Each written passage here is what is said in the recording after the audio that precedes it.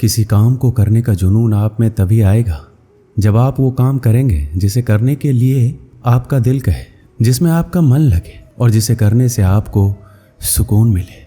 अगर आप वह काम नहीं कर रहे हैं जिसे करने के लिए आप इस धरती पर आए हैं, तो आप एक दिन निराश होकर अपने काम से हार मान लेंगे। इसलिए आप वो काम कीजिए जिसे करना आपके जीवन का लक्ष्य है, और उसे बिना किए आपके जीवन का कोई अर्थ नहीं है। यदि आप में किसी को देखकर काम करने का जुनून आता है, तो ये जुनून लंबे समय तक नहीं चलता है, क्योंकि अगर सामने वाला निराश हुआ तो समझो आप भी निराश होने से बच नहीं पाएंगे। इसलिए आप किसी और को देखकर नहीं, खुद को अंदर से समझकर आगे बढ़ें। जीत आपको जरूर मिलेगी। अगर आप जीवन में एक बड़ी सफलता हासिल करना चाहते हैं, तो आपको जीवन के उतार चढ़ाव से गुजरना ही होगा, क्योंकि बिना उतार चढ़ाव के सफलता की कोई परिभाषा ही नहीं है। यदि आप संयम रखेंगे तो इससे मिलने वाला फल आपके जीवन में सुख, शांति, समृद्धि लेकर आएगा, क्योंकि आप जानते हैं संयम का फल मीठा होता है और इसे बढ़ने और पकने में एक लंबा समय लगता है। आपके चाहने से ये जल्दी तैयार नहीं होता। जब आप संघर्ष का रास्ता चुनते हैं तो आपको उस रास्ते चलकर बहुत दर्द सहना पड़ता है, लेकिन यही दर्द आगे चलकर आपकी ताकत बनकर सामने आता है और आपको जीत दिलाता है। श्री कृष्ण कहते हैं, अगर आप इस धरती पर जन्म ले लिए हैं तो फिर जोखिम लेने से क्यों घबरा रहे हैं? आगे बढ़ने को ठान लीजिए। सारी तकलीफें और दर्द आपका मार्गदर्शन करना शुरू कर देंगे, क्योंकि जो कुछ करने को ठान लेता है वो आज नहीं तो कल अपना नाम बना लेता है। यदि आप खुद की कमियों को दूर नहीं कर पा रहे हैं, तो आप ये मान लीजिए कि आप जितनी तेजी से आगे बढ़ने का प्रयास करेंगे, उतनी ही तेजी से आप नीचे भी गिरेंगे। इसलिए जीवन में आगे बढ़ने से पहले अपनी कमियों पर विजय हासिल कीजिए, क्योंकि कमियों को हराना भी एक सफलता है। यदि आप जीवन के अंधेरे से बाहर निकलना चाहते हैं, तो आपको अपने दिमाग में अच्छे विचारों का दीप जलाना होगा, क्योंकि यही वह एक तरीका है जिसे अपनाकर आप अपने जीवन के अंधकार को दूर कर सकते हैं। अगर आप चाहते हैं कि आप जीवन में कभी निराश ना हो, तो आप अपनी कमजोरी किसी को ना बताइए, क्योंकि लोग उस कमजोर दीवार की ईंटें ले जाकर अपने घर बनाएंगे। मतलब कि लोग आपकी कमजोरी का फायदा उठाएंगे। इसलिए आप अपनी कमजोरी को भूलकर साहस के साथ आगे बढ़िए, मंजिल जरूर मिलेगी। अगर आप अपने दिल और दिमाग को मैला करना चाहते हैं, तो आप अपने दिल और दिमाग की बुरी यादें और बुरे विचारों से भर लीजिए। लेकिन हाँ, मैं आपसे ये कहना चाहूँगा कि बुरी यादें और बुरे विचारों को दिल और दिमाग में बिठाना आसान है, लेकिन इन्हें दोबारा बाहर फेंकना आसान नहीं होता। इसलिए आप सोच समझकर निर्णय लीजिए, ताकि आपका भविष्य सुरक्षित रहे। यदि आप सोचते हैं कि आप मेहनत बहुत करते हैं पर आप कहीं पहुंच नहीं पा रहे, तो आप सिर्फ एक गलती कर रहे हैं। आप मेहनत बहुत करते हैं पर अपने मन में हार जाने का डर बिठा रखे, और ये डर आपको जकड़ रखा है। मेरी मानिए तो मेहनत आप कर रहे हैं, उसे पूरी लगन और ईमानदारी से करते रहिए। आप अपने आप पर विश्वास रखिए और हार के बारे में ना सोचकर सिर्फ जीतने के बारे में सोचिए। जिंदगी में आने वाली समस्याओं को हार कर पीछे हटना आपके लिए बहुत आसान है, पर शायद आप ये नहीं जानते कि आप जिन समस्याओं से हार कर पीछे हट रहे हैं, वो समस्याएं नहीं, ऊपर वाले का परीक्षा है। अगर आप इस परीक्षा में पास हो जाते हैं, तो आपका जीवन सुख, शांति और समृद्धि से भर जाएगा। कुछ लोग सपने देखकर सो जाते हैं, कुछ लोग जागते हुए देखते हैं। जो सोकर सपना देखा उसे आज तक कुछ नहीं मिला, पर जो जागते हुए सपना देखा और अपने सपने को सच करने में पूरी रात लगा दी, किस्मत ने उसकी पूरी जिंदगी बदल दी। खुद पर भरोसा रख। जो आदमी पूरी लगन और मेहनत से काम किया, वही देर सवेर इस दुनिया में अपना नाम किया। अगर आप भी नाम कमाना चाहते हैं, तो आप भी आज से दौड़ लगाना शुरू कर दीजिए। मतलब खुद पर भरोसा रखना है, पूरी लगन और मेहनत के साथ अपने काम को अंजाम दीजिए। किसी महान लक्ष्य को हासिल करने के लिए संघर्ष के रास्ते पर आपको अकेले चलना पड़ता है। जब आप लक्ष्य हासिल कर लेते हैं, तो लोग आपका अनुसरण करना शुरू कर देते हैं, लोग आपके पीछे चलना शुरू कर देते हैं। किस्मत का दूसरा नाम लगन है। किसी महान लक्ष्य को हासिल करने के लिए संघर्ष के रास्ते पर आपको अकेले चलना पड़ता है, और जब आप लक्ष्य हासिल कर लेते हैं, तो लोग आपका अनुसरण करना शुरू कर देते हैं, लोग आपके पीछे चलना शुरू कर देते हैं। किस्मत का दूसरा नाम लगन है। अगर आप अपने काम को पूरी लगन और मेहनत से करते हैं, तो आपको कामयाब होने से कोई नहीं रोक सकता। यदि आप में मेहनत करने का लगन नहीं है, तो आपको कदम कदम पर रुकावट नजर आएगी। अगर आपको कोई छोड़ दिया है, तो आप इस गम में अपना दिन और रात मत गुजारिए। गम को भूलकर आगे बढ़िए और खुद को इतना बड़ा बनाइए कि आपको छोड़ने वाला आपकी एक झलक पाने के लिए तरस जाए। अगर आप बिना कोई प्रयास किए ये सोचते हैं कि आपका वक्त आज नहीं तो कल बदल जाएगा, तो आप ये लिख लीजिए कि आप मरने के आखिरी पड़ाव पर आएंगे, फिर भी आपका समय नहीं बदलेगा। समय सिर्फ उनका बदलता है जो सिर्फ मेहनत करने पर विश्वास रखते हैं। ईश्वर ने आपको अंदर से लेकर बाहर तक कुछ इस तरह से बनाया है कि अगर आप खुद का सही तरीके से इस्तेमाल करना शुरू कर दें तो आप वह बन सकते हैं जो आप बनना चाहते हैं और वो हासिल कर सकते हैं जो आप करना चाहते हैं। जब आप जिम्मेदारियों के बोझ को अपना कर्तव्य समझकर खुशी खुशी उठाते हैं और जिम्मेदारियां आपको कुशल और ताकतवर बनाती हैं, और अगर इन्हें आप मजबूरी में नाखुश होकर उठाते हैं तो आप इन जिम्मेदारियों के बोझ में दबकर खत्म हो जाते हैं। श्री कृष्ण कहते हैं, आपका मन जितना तेज दौड़ेगा आपके सफल होने की गति उतनी ही धीमी हो जाएगी। इसलिए आप अपने मन को नियंत्रित कीजिए और अपने दिमाग को दौड़ाइए। यदि आप जिंदगी में अकेले रह गए हैं तो इस बात का अफसोस मत कीजिए कि आप अकेले हैं, बल्कि इस बात पर खुशी मनाइए कि अब आपका बुरा वक्त आपके काम को मिलेगा। बल्कि इस बात का खुशी मनाइए कि अब आपका पूरा वक्त आपके काम को मिलेगा। और याद रखिएगा कि काम से बड़ा कोई अपना नहीं है, काम से बड़ा कोई दोस्त नहीं है। हार को हार की तरह मत देखिए, इसे एक और सीखने के मौके की तरह देखिए, क्योंकि हर हार में सीखने की अपार संभावना होती है। और जब आपको कई बार हार के बाद सफलता मिलती है तो पहली बार में ही मिलने वाली सफलता से कई गुना ज़्यादा शानदार होती है। अगर आप सोचते हैं आपको सफलता आसानी से मिल जाएगी तो आप गलत हैं, क्योंकि सफलता स्मार्ट तरीके से की गई मेहनत और धैर्य रखने से मिलती है। अगर आप इन सब के लिए तैयार हैं तो आप सफल होने के लिए भी तैयार हैं। यदि आप रात दिन सफल होने के लिए जूझ रहे हैं तो आपके रास्ते में आने वाली बड़ी से बड़ी समस्या आपको रोक नहीं पाएगी।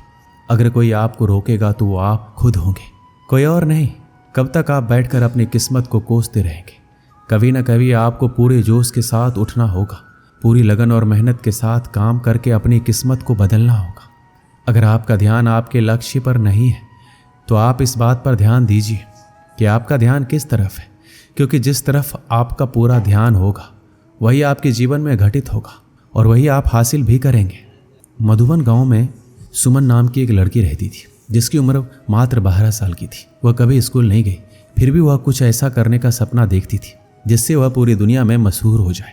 सुमन के गांव वाले हमेशा उसे पगली कहते थे, क्योंकि वह कभी स्कूल नहीं गई, फिर भी वह जिंदगी में कुछ बड़ा करने का सपना देखती थी। गांव वाले सुमन के पिताजी पर इस बात को लेकर दबाव बनाते थे कि सुमन पढ़ी लिखी नहीं है, इसलिए जल्द से जल्द इसकी शादी कर दो, वरना आगे चलकर बहुत मुश्किल होगी। सुमन के पिता गांव वालों की बात से पूरी तरह सहमत थे, पर सुमन सहमत नहीं थी। उसे तो शादी नहीं बल्कि पूरी दुनिया में नाम कमाना था, कुछ ऐसा करना था जिससे उस पर लोगों को बेटी होने पर गर्व हो। सुमन के लिए ये सब कुछ करना आसान नहीं था। गांव वाले इस बात से बेखबर थे कि वाकई सुमन करना क्या चाहती है। वह किसी को इस बारे में नहीं बताई थी कि वह एक अच्छा चित्रकार है। उसे बचपन से चित्र बनाना बहुत अच्छा लगता था।